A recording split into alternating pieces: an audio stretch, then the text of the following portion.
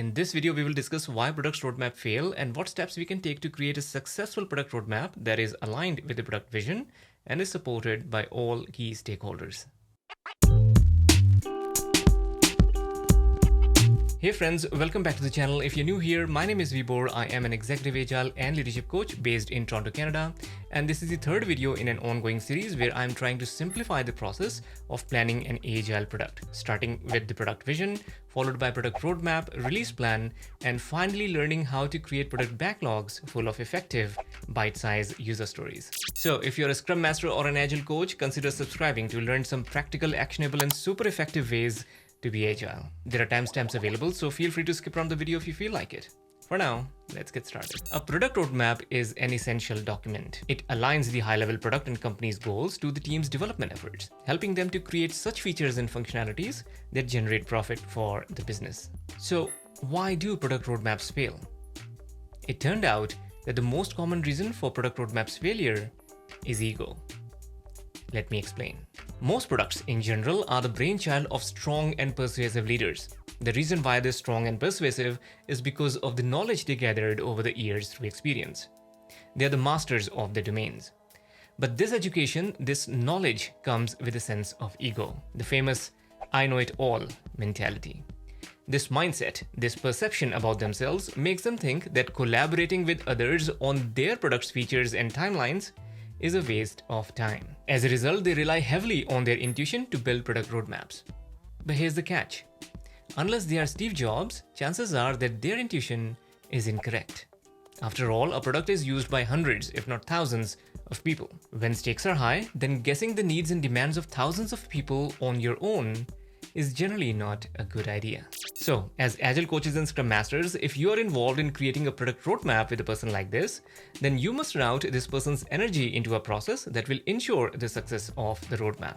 No matter how smart they are, how experienced they still need to get their ideas approved and validated by key stakeholders. This brings us to the next question. What makes a product roadmap successful? To answer this question, let's create acceptance criteria for a roadmap. A successful roadmap will have 1.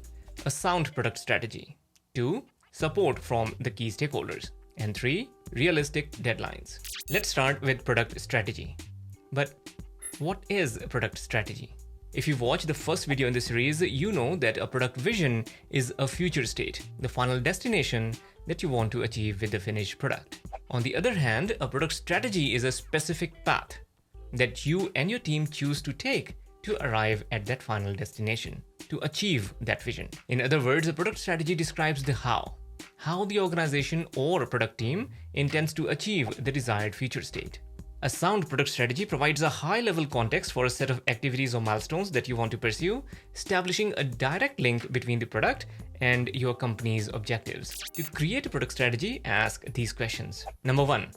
What are the business goals and how are you going to measure the success? Number 2, who are the target customers, what their needs are, and how this product will satisfy those needs? Number 3, who is the competition and what differentiates your product from theirs? Try to have this discussion with each stakeholder one-on-one so you can get their unbiased opinion before inviting them all to a group discussion where everyone discusses and agrees to support the strategy. In the first video on product vision, I showed you how you could use a template to document these findings. Links to that template and other supporting documents are provided in the description if you're watching this on YouTube. With a product strategy in place and your key stakeholders aligned around it, it's now time to document your roadmap. For simplicity's sake, we will use Roman Pichler's product roadmap template. The strategy we created using the vision board will fuel the roadmap discussion with the stakeholders and help us populate the fields on the roadmap template. Vision and needs from the vision board help us determine the release goals for the roadmap. Target groups from the vision board help us determine the personas needed for each product release. Product description from the vision board fuels the discussion to help determine the features and their priority, ensuring that the product release delivers the required business value. Business goals from the vision board help in identifying the metrics and key results for the roadmap. Business goals and needs collectively from the vision board help in prioritizing the features and milestones, providing us with the release dates for the roadmap. At the end of this exercise, you will have the first draft of your product roadmap ready to be shared with your development team. Your team will now use the data from the roadmap to create a release plan with a realistic timeline. Release plan is generally based on the available team capacity, and there are strong chances that you may require to change the specifics of the roadmap based on the input you get from the team. For this reason, I advise you to educate the stakeholders about why product roadmaps are dynamic documents. Product roadmap represents your organization's development plan at a particular point in time based on the information available at the current moment. Based on any new information about customers, market, and infrastructure, you may need to update the roadmap. Give your stakeholders a heads up so they're not met with any surprises. So there you have it. In the following video, we will start the creation of release plans. The links to all the videos and resources are provided in the description. If you like this video, then give it a thumbs up, subscribe, and don't forget to provide your valuable feedback in the comments. I'll see you in the next video.